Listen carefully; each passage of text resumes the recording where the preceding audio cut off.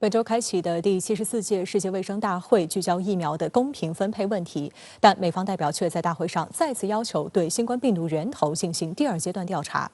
美国总统拜登周三更下令情报部门查明新冠病毒源头，90天内向他报告。中方周四回应表示，美国情报部门的黑历史世人皆知，即使搞出调查结果，也毫无公信力可言。拜登周三发声明称，多个情报机构早前完成初步分析报告，对于病毒源头有2种共识，分别是源自人类和受感染动物，以及来自实验室事故，但尚未就问题得出明确结论。拜登要求他们进一步查明，90日内向他呈交报告。而就在前一天，白宫才称相关调查应该由国际机构进行。现在呢，随着美国国内疫苗接种不断的推进，对于拜登政府来说，抗疫似乎有了更多的底气，所以在这个时间节点上，把更多的目光投向所谓的病毒溯源的问题，也符合拜登的政治的需要。而另外我们会看到呢，拜登给情报界的所谓的指示，其实呢指向性是非常清楚的。尽管呢拜登说现在调查还没有一个清晰的结果，但是呢很明显的是希望把更多的精力放在所谓的来自于实验室的这样的一种证据的打引号的证据的制造上。周二的世界卫生大会上，美国卫生与公众服务部长贝塞拉在讲话中施压世卫组织启动独立透明的第二阶段病毒起源调查。澳大利亚、日本和美国的欧洲小伙伴们也在会上踊跃附议，虽未明确点名，但指向性明显。美国《华尔街日报》日前还援引美国的一份情报报告称，武汉病毒研究所的3名研究人员于2019年11月出现严重病情并入院治疗，这比中国爆发新冠疫情早1个月。不过，该说法立即遭到中方驳斥。中国科学院武汉病毒研究所今年3月也已做过相关解释，强调2019年12月30号之前，武汉病毒研究所未接触过2019新型冠状病毒。迄今为止，该所职工和研究生保持新型冠状病毒零感染。英国作家、政治和国际关系分析人士汤姆·福迪也在今日俄罗斯电视台网站撰文称，这份最新解密的报告出现的时机值得玩味。美情报部门为何将这份确凿证据搁置这么长时间？新冠疫情爆发之初，美国上届政府曾多次称赞中国应对疫情的能力，直到他们发现反其道而行之可以获取政治便利，于是开始鼓吹病毒来源中国，并声称握有证据。如果美上届政府真有这份报告，就该拿出来证明，为什么他们当时没有这样做。此前来中国参与新冠病毒溯源调查的荷兰病毒学家库普曼斯周三表示，所有接下来的溯源工作是一个综合的研究，既需要去联合专家组上次结束的地方即中国，也需要在中国之外的国家和地区，尤其是2019年就发现新冠病毒基因序列的国家和地区，比如意大利，去寻找可能存在的最早病例。关于实验室泄漏论，库普曼斯明确表示，我们在武汉访问时也就此假设进行了讨论，但是并没有发现任何证据。对于我们来说，不可能用未经证实的信息开展工作。我们看得非常清楚，世卫组织一直在承受着来自于美国的巨大压力。不管是此前呢与中国之间进行联合研究，世卫组织呢发布相关的结果的过程当中，美国呢不断的说三道四，甚至呢直指世卫组织总干事本人。大家都看到的是，美国希望把世卫组织用作自己把疫情防控政治化，通过对世卫组织施压，让世卫组织为美国说话的一种重要的政策的动向。中国外交部发言人赵立坚在周四的例行记者会上表示，中国支持世卫组织开展全球溯源研究的努力。中国实验室泄漏论是极不可能的结论，已经被清楚地记录在世卫组织联合考察组的研究报告中，这是权威的、正式的、科学的结论。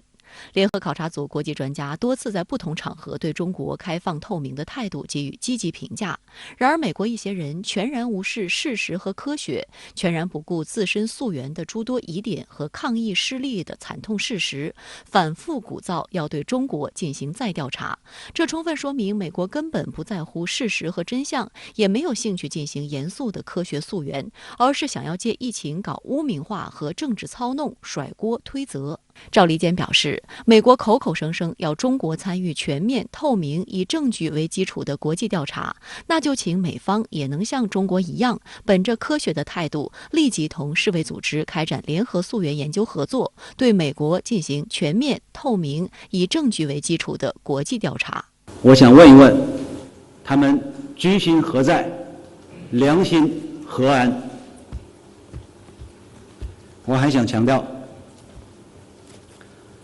德特里克堡基地疑云重重，美国还有200多个生物实验室散布全球，这里边究竟藏着多少秘密？2019年7月，弗吉尼亚州北部出现不明原因呼吸系统疾病，威斯康星州大规模爆发电子烟疾病，这又有什么隐情？美方何时向国际社会公布相关病例的详细数据和信息？美方欠国际社会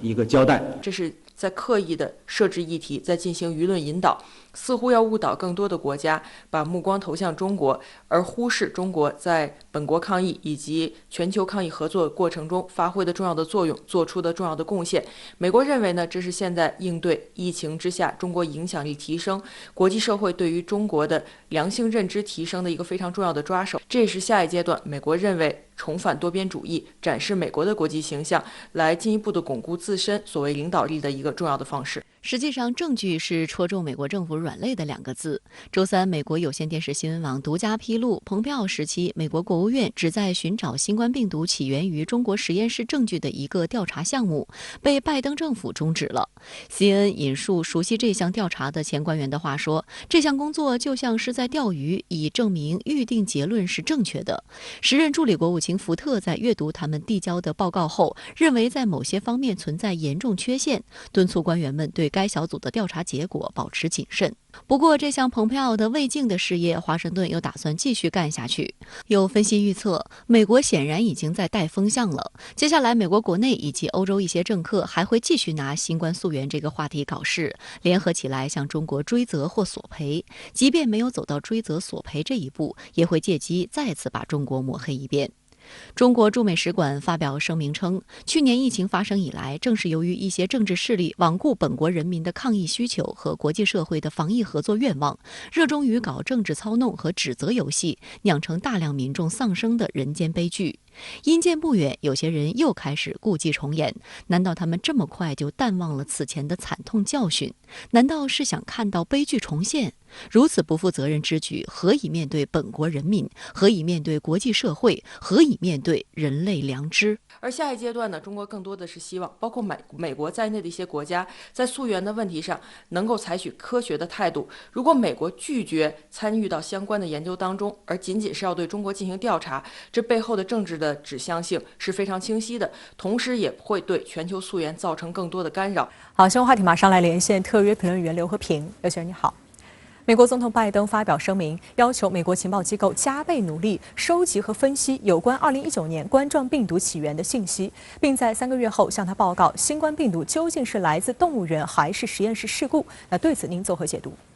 我认为拜登的这个声明有几点地方让人觉得不可思议，值得我们高度警惕。第一个是，病毒起源问题本来应该是一个科学与专业的问题。科学与专业的问题应该交给科学家与专业部门去做。然而，拜登这次下命令的直接对象不是美国的卫生与科研部门，也不是相关的科学家，而是美国的情报机构。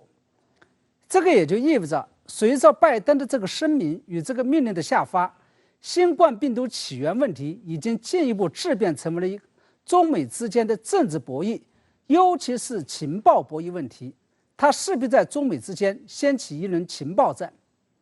第二，拜登向情报部门下达死命令，要在3个月的限期内必须搞清楚新冠病毒究竟是来自于大自然，还是来自于实验室。我们知道，病毒起源调查是要讲科学、讲证据、尊重事实与规律的，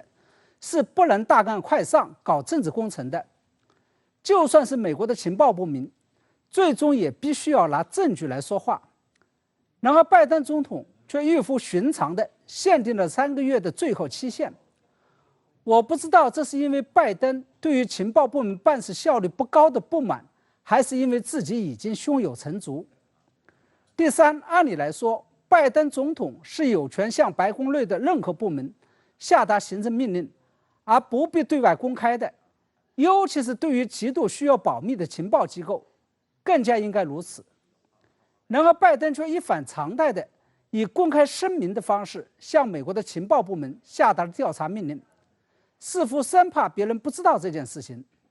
这就难免有舆论操弄与政治操弄的嫌疑了。